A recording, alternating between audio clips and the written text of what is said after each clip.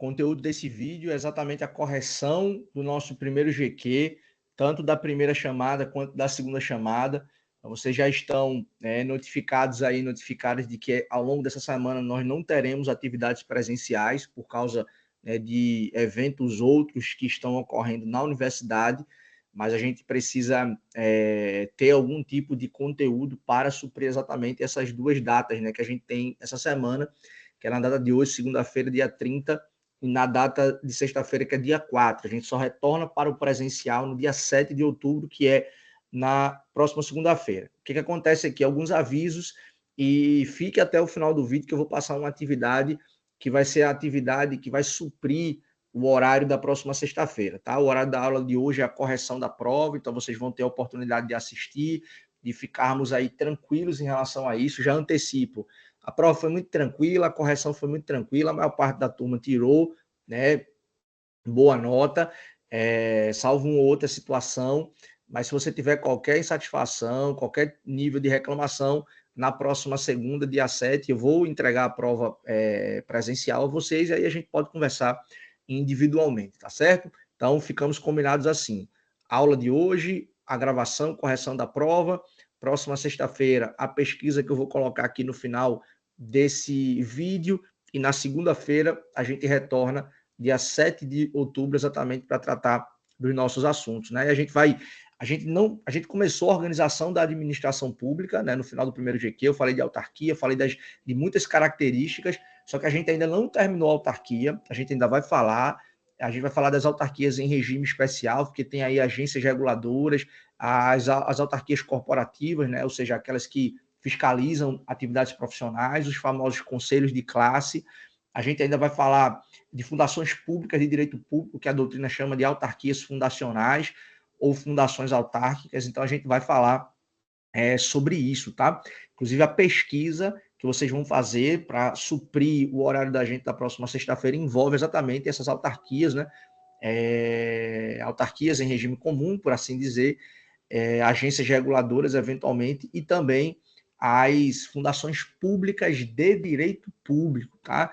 Fica aí até o final, depois da correção das duas provas, eu vou falar sobre isso. Então, deixa eu fazer aqui a projeção da nossa primeira avaliação, prova muito tranquila, Tudo que a gente falou na sala de aula, não tem aqui absolutamente nenhum problema em relação ao conteúdo que a gente ministrou, tá? Então, deixa eu colocar aqui, a nossa primeira chamada. Então, tá aqui. Primeira questão. A estrutura hierarquizada para o exercício da função administrativa importa no reconhecimento de prerrogativas decorrentes do chamado poder hierárquico. Um exemplo do exercício de tal poder é a edição de um decreto pelo prefeito, isso aqui é poder normativo ou poder regulamentar, a aplicação de uma multa de trânsito, isso daqui é poder de polícia, o deferimento de uma autorização para uso de bem público, isso daqui uma parcela significativa da doutrina chama de poder discricionário da administração. A gente fez essa diferença entre poder vinculado e poder discricionário, nas nossas aulas. A resolução de conflitos de atribuições de órgãos e agentes subordinados. Vejam, a resposta aqui é a letra D, por quê?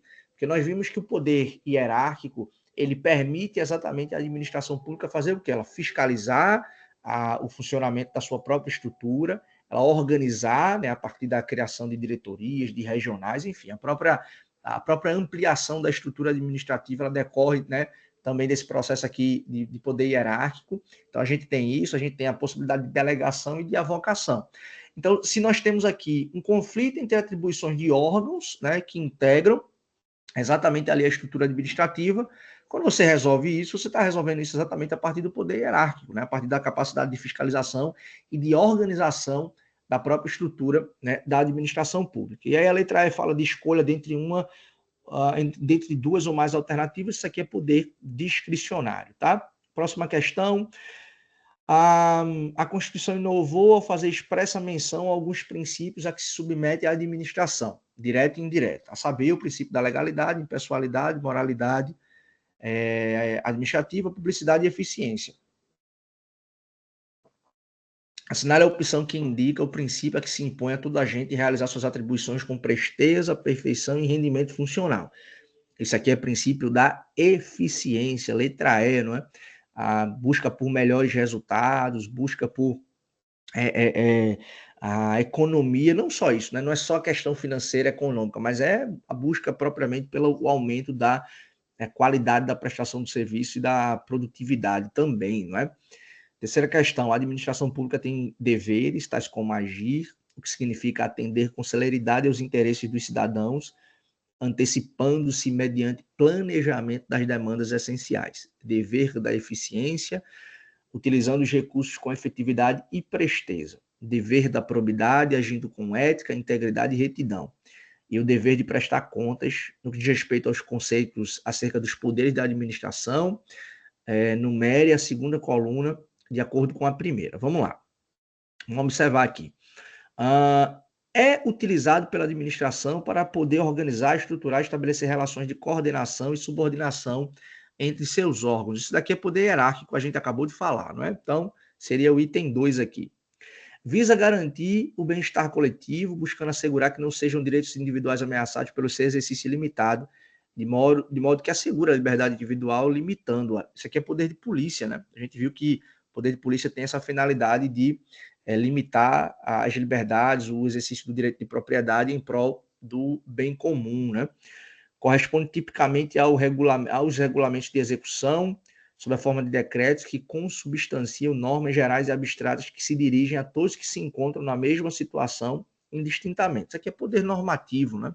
Capacidade que a administração pública tem aqui de regular a prática dos seus atos, enfim. A gente falou sobre isso também.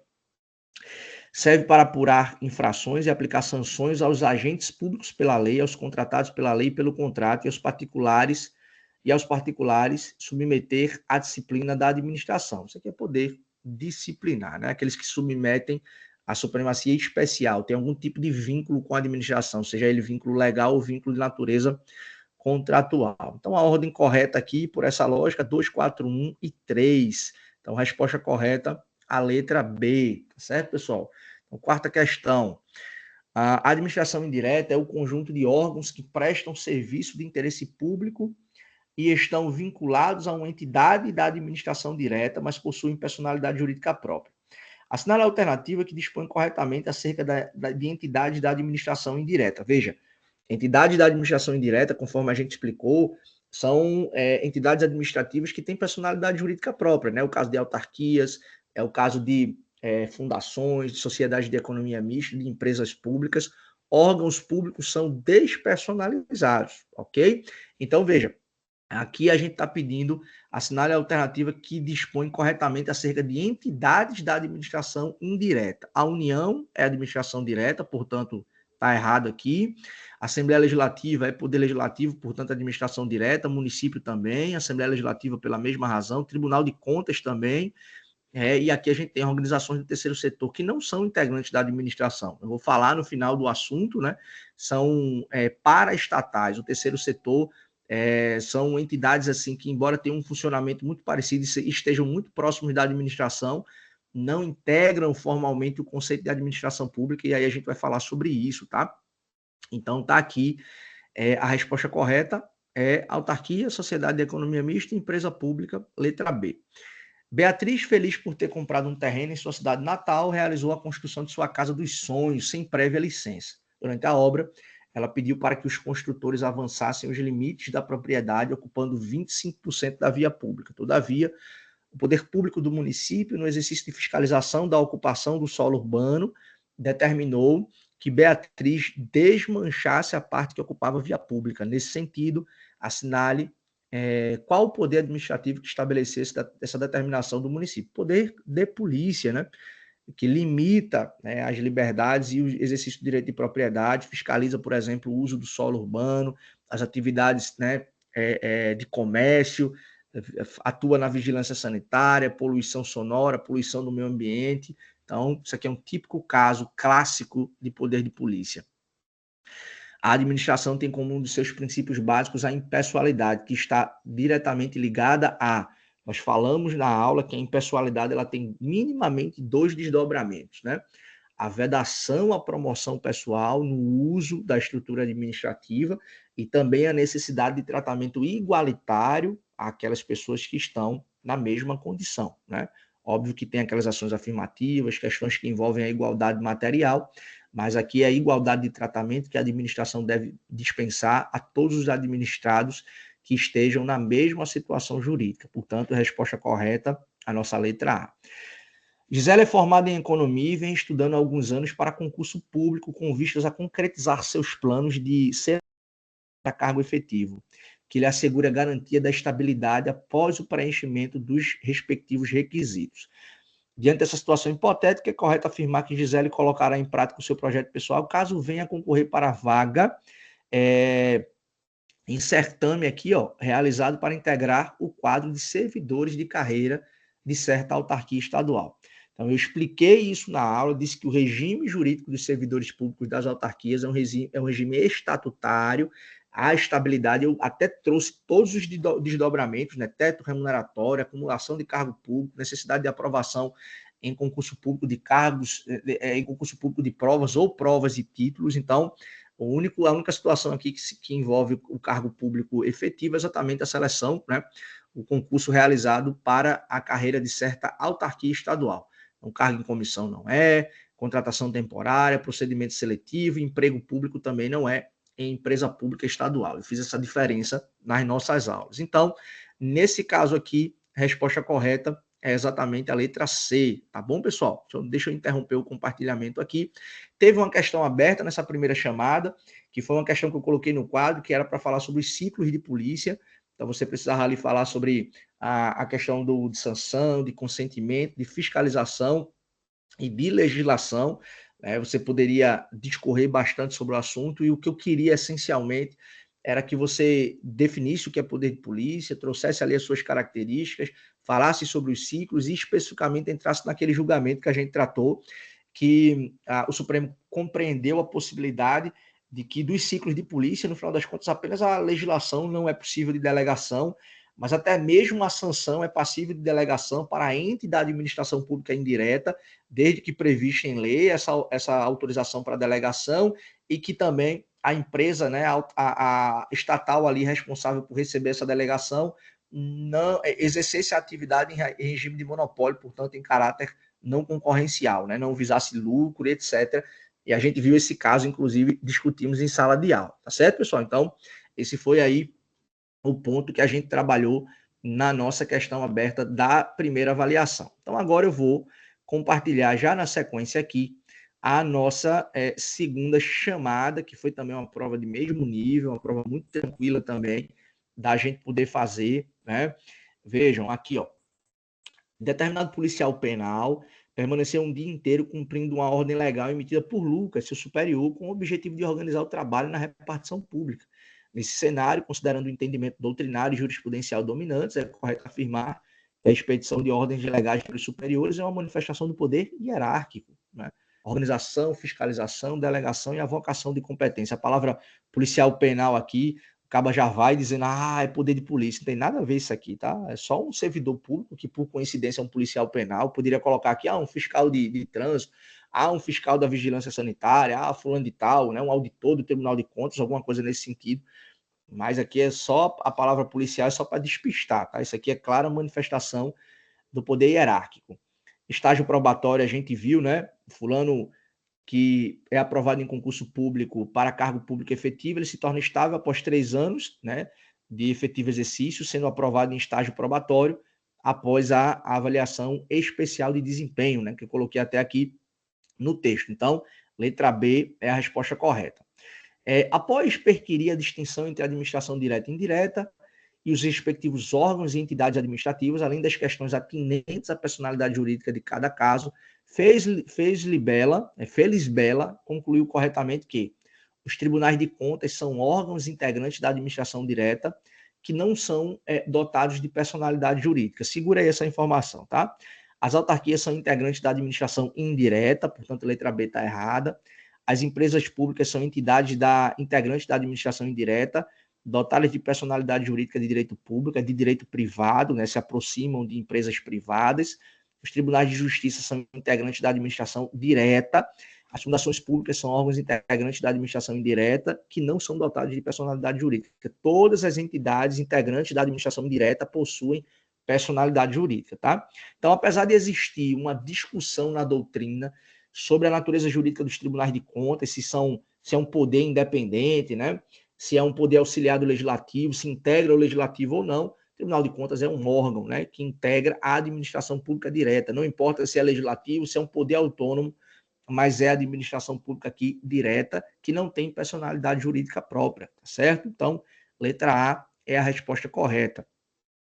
Ao estabelecer determinadas relações jurídicas com o poder público, tais como ser investido em cargo público, o particular passa a se submeter a uma relação de sujeição especial, sendo certo que tal relação se apresenta como diferencial do seguinte poder da administração pública, poder disciplinar, né? A gente viu que o que diferencia o poder disciplinar do poder de polícia é o modo em que se dá essa relação do indivíduo com a administração. Se a partir de um vínculo contratual ou um vínculo legal, poder disciplinar, se a partir da supremacia geral, poder de polícia, tá? Então, isso daqui é a resposta correta dessa quarta questão, portanto, letra B. Então, a quinta questão aqui está falando de desconcentração, de descentralização. Então, lembrando, desconcentração, criação de órgãos, descentralização, criação de entidades administrativas. Então, aqui, ó, o que a gente tem? A gente está falando aqui de quê? A administração, querendo saber o que é administração pública direta e indireta. Então, sociedade de economia mista é descentralização, fundação estatal é descentralização e secretaria é desconcentração. Então, a gente precisa buscar essa informação aqui. Descentralização e desconcentração. Letra B é a resposta correta. Sexta questão. Um determinado município institui empresa pública em regime não concorrencial mediante autorização legislativa para exercer poder de polícia de trânsito, inclusive quanto à aplicação de multas. De acordo com a jurisprudência do STF, a respeito do poder de polícia administrativa, assinale a afirmativa correta. Vejam, esse foi o caso que nós trabalhamos na sala de aula, né, que eu pedi para vocês fazerem a leitura. Essa questão eu tirei do concurso nacional da magistratura, que teve alguns meses, e a gente sabe qual é a resposta, né? O STF entende a possibilidade dessa autorização, desde que prevista, né, em lei, e a entidade aqui administrativa, ela deve exercer a atividade em regime não concorrencial, né? Então, a lei ela é compatível com a ordem constitucional, exatamente dessa forma. Então, deixa eu procurar a resposta correta aqui. Ó. Vamos ver a letra A. A lei autorizadora é compatível com a ordem constitucional, embora não seja possível a extensão dos privilégios da fazenda pública à empresa pública criada, tal como a concessão de imunidade tributária recíproca. Letra B, a lei autorizadora não é compatível, a lei autorizadora é compatível com a ordem constitucional vigente, com exceção da possibilidade de aplicação de sanção que não pode ser delegada, a gente viu que pode, né? A lei autorizadora é compatível com a ordem constitucional vigente, que admite a delegação do poder de polícia administrativa, pessoa jurídica de direito privado, integrante da administração pública indireta e prestadora de serviço público em regime não concorrencial. Letra D é a resposta correta. Essa parte final aqui, ó, dizendo que a extensão de privilégio da fazenda pública, é porque é o seguinte, tem uma decisão antiga do STF sobre os Correios, que diz o seguinte, olha, os Correios, embora seja uma empresa pública, ele pode receber os benefícios, por exemplo, de uma autarquia, porque os Correios exercem uma atividade em regime não concorrencial.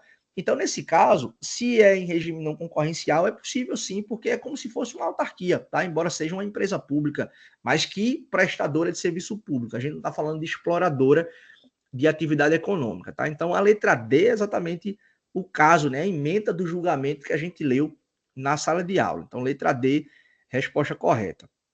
Aqui, ó, nesse caso de estabelecer bônus, né, para candidatos que residem na localidade, o STF disse que isso era inconstitucional, porque viola o princípio da impessoalidade. O que é impessoalidade? A gente viu, né, é a vedação à promoção pessoal e também a necessidade de dar tratamento igualitário a todos aqueles que estão na mesma relação, na mesma condição jurídica.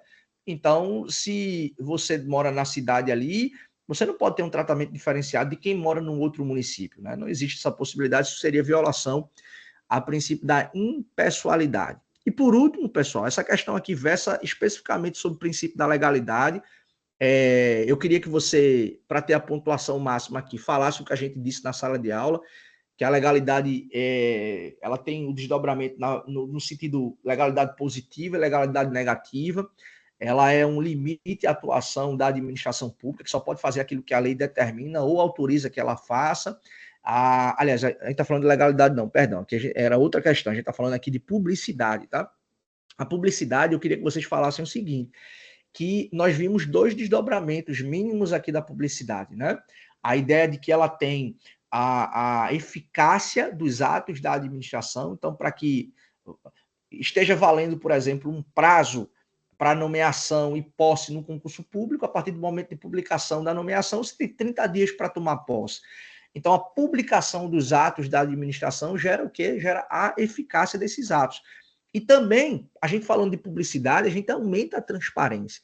Então, em regra, é que tudo esteja, né, sendo devidamente publicizado.